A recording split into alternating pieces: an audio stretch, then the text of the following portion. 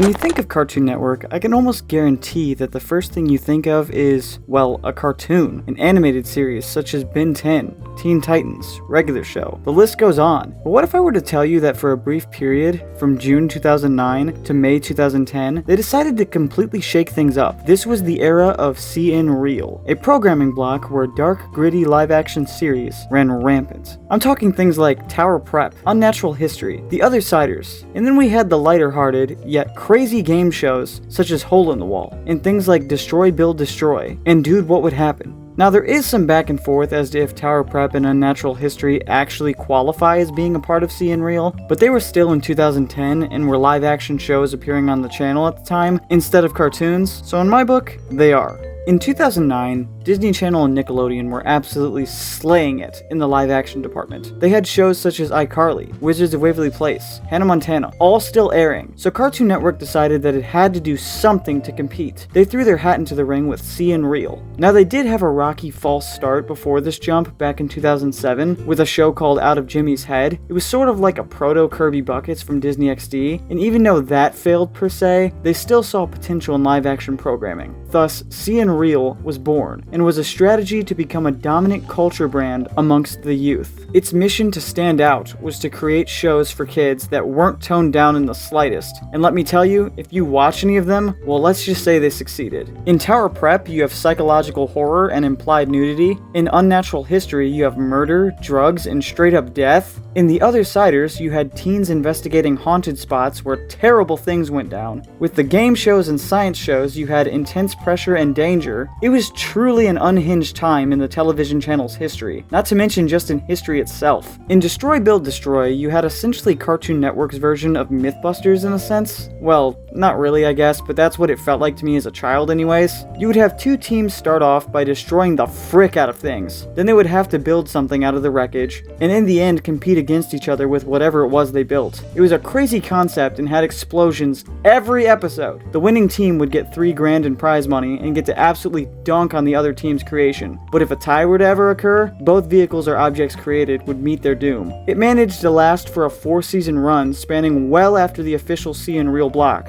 ending in 2011 with 37 episodes. Dude What Would Happen was another staple of this era. Now this one was closer to Mythbusters and revolved around a team of 3 men who would always ask the question, you guessed it, dude, what would happen? To some genuinely outrageous stuff. This show was purely unfiltered insanity. There's an episode where they create a human bridge, an episode where they legitimately try to lift a sumo wrestler, an episode where they hire a rapper to teach them how to, well, slay vampires. Basically, if you can think of it, these dudes have probably already done it. Hole in the Wall. It's exactly like it sounds. You know what you are getting with this show. You got 2 families, each with 3 members allowed, 1 child, 1 parent, and 1 friend, sibling, or the other parent. If you have multiple siblings, well, frick them I guess. These people would then stand upon this platform where a moving wall heads straight towards them without stopping. This movable wall would contain a shape, or an outline that they must fit through or suffer the consequences. If ties ever happened, they'd bring out this thing called the tiebreaker wall, a wall where the competitors would have to pick up and hold these plastic balls and bring them through with them, and whoever got the most of these plastic balls through, well, they then won that round. All of this would lead to the final round,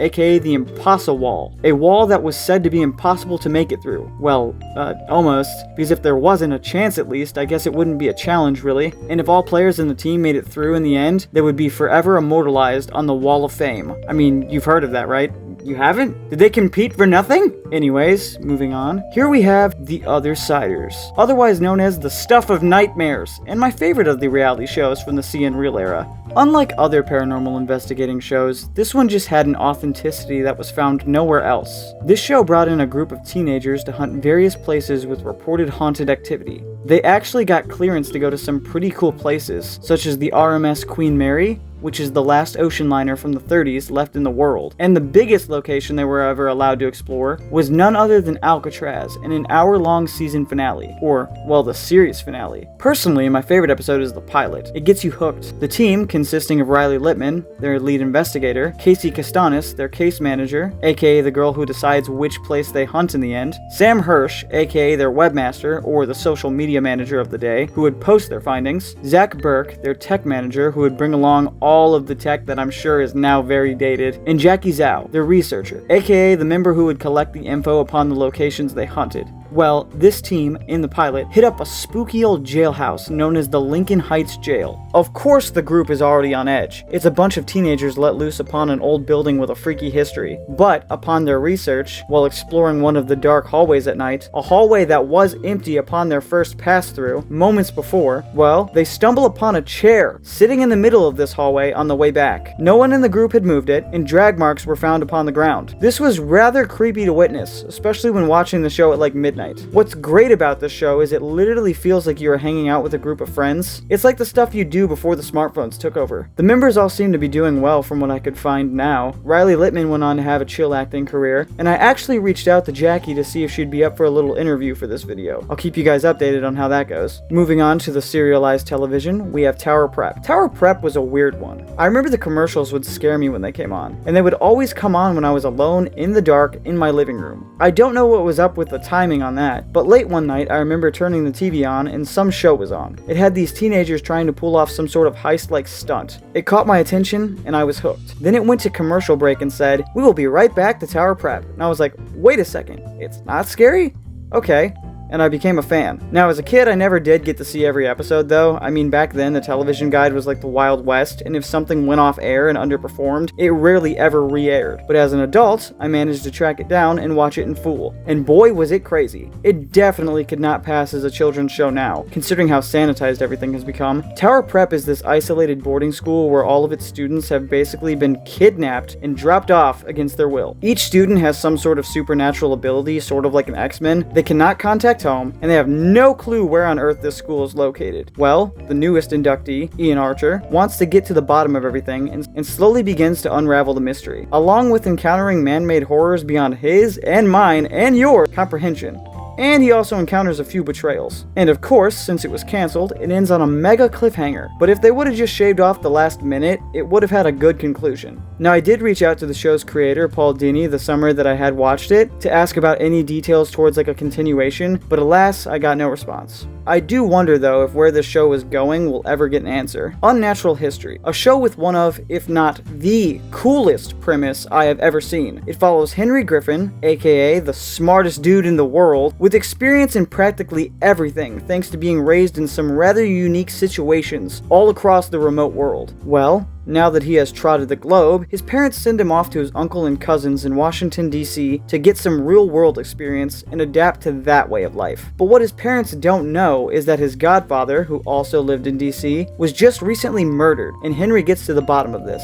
In the pilot episode, he literally crashes out of the ceiling on top of his godfather's body. We also open the episode with this man dying and seeing drugged-out hallucinations. What an era for television for children, am I right? As the show continues, it basically becomes National Treasure the series. No, not that one. I mean that it captures the vibe of the actual movies of National Treasure. For extra credit through the school, a school that is connected to the Smithsonian National Archives, Henry and his cousin Jasper, along with their best friend Maggie, the trio, they get wrapped up in some pretty crazy cases. One even involving Sputnik, the world's first artificial satellite. Another episode also involves a plague outbreak of something called red bat fever due to the students touching old silver from the Wild West. There is even an episode about the Fountain of Youth, which was done quite uniquely. In the episode, they find a plant from Ponce de Leon's expedition for the fabled artifact, and realize that it has been giving the school's basketball players upgraded abilities. Honestly, a very cool show. One cut down way too soon. But at least with this one, the creator has stated where it would have gone off to in a season 2. ciNReal, Cartoon Network's attempt at joining the big leagues in live-action entertainment, was really just an odd experiment.